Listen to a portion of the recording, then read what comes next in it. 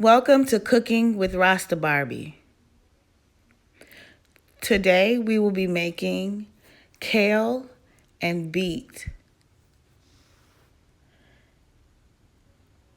I hope you enjoy the video. Now come, make we go cook some Ital food.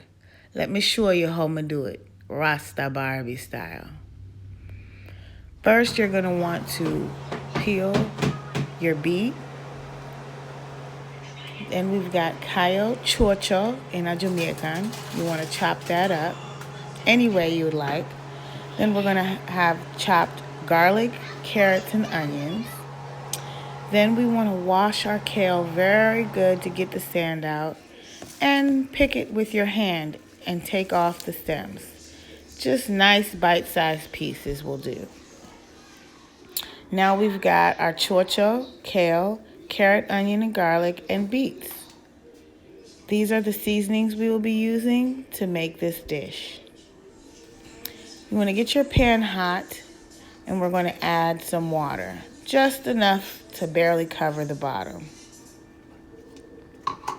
Then we will add our beets, and we want those to cook just enough so they're tender but still have a little bit of crunch. Fun fact about beets, when they're cooked, they taste like candy if done right.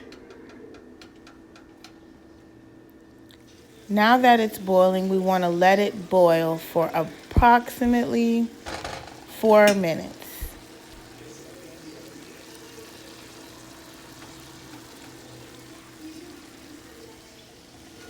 Then, once the color of the water has changed, we're going to want to remove the beets from the pan. We also want to drain the water from the pan and dry our pan out. Then we're going to add truffle oil to our pan. We want to spread it around the bottom of the pan. Coat your pan or season your Dutch pan. Now we're going to add the onions, garlic, and carrots to the pan. I'm going to spread that out evenly and let it cook. We want to let it caramelize and the onions to get translucent. Next, we're going to add butter to help the caramelization process. We want to mix that in so it can melt.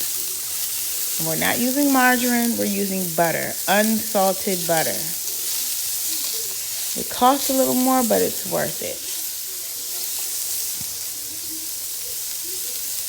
We want to just let that sit, sweat, and caramelize.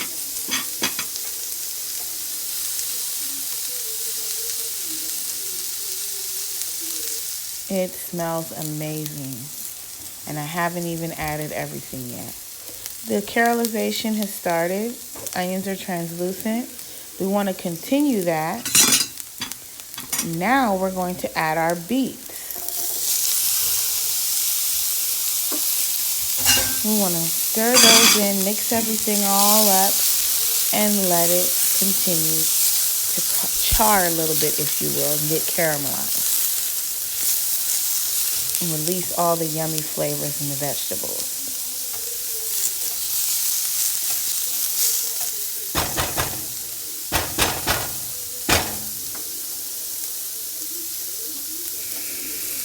It smells so good.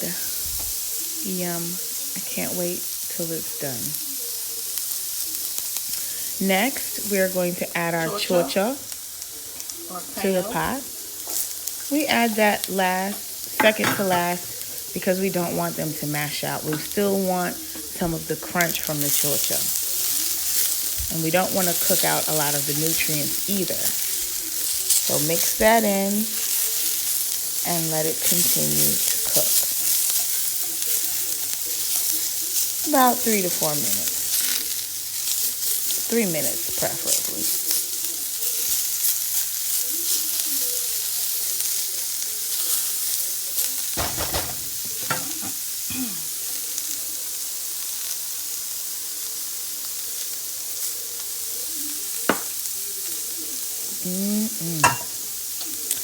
Now we're going to add our kale. We want to cover all of the vegetables in our skillet with the kale. Cover it until you can't see any of the vegetables. While it's covered, the vegetables are going to continue to caramelize and get that brown yumminess. Continue filling your pan up with all the kale. It will reduce once the heat gets to it.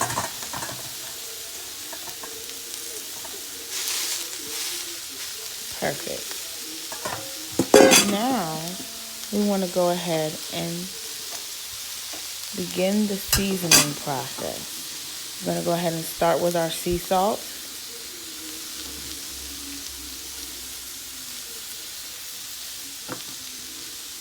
Next, we're going to go ahead and add in our onion powder, then garlic powder. Then we want to go ahead and add our lemon pepper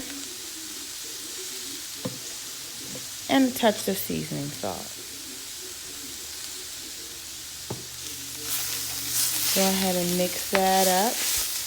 Let's get all of the kale covered in that seasoning. And we want to go ahead and start to bring up the vegetables from the bottom.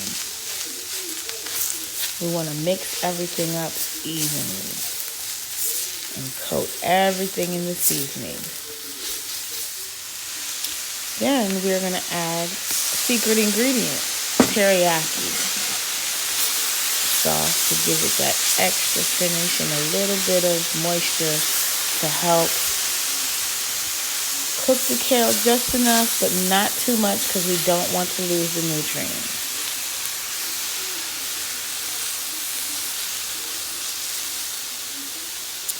Stir that in.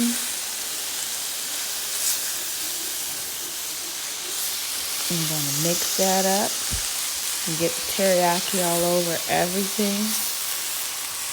Give it a nice flavor.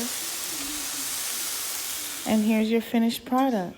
Teriyaki, kale, and beets. Simple, delicious snack, meal, whatever you want to call it. It is deliciousness. Thank you for watching. Don't forget to subscribe, hit that notification button, and give it a like. Bye.